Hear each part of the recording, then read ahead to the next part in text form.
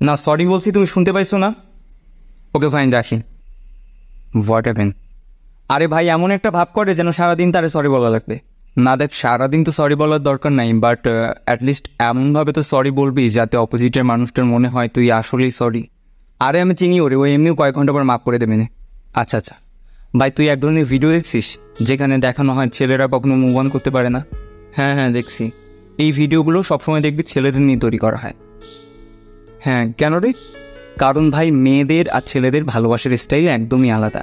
মেয়েরা যখন তোকে মন থেকে ভালোবাসবে তখন তারা তোর ছোট থেকে বড় সব ভুল মাফ করে দেবে। এমনকি তারা তোর এমনও ভুল মাফ করে দেবে যে ভুলগুলো তোর ভুল করেও করা উচিত নয়।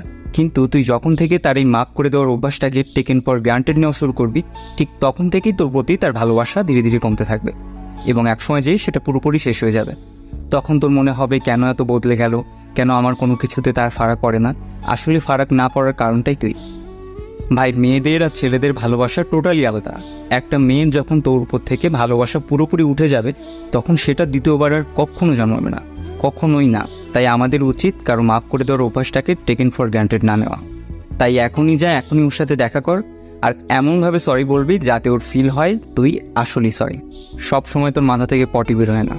Thank you.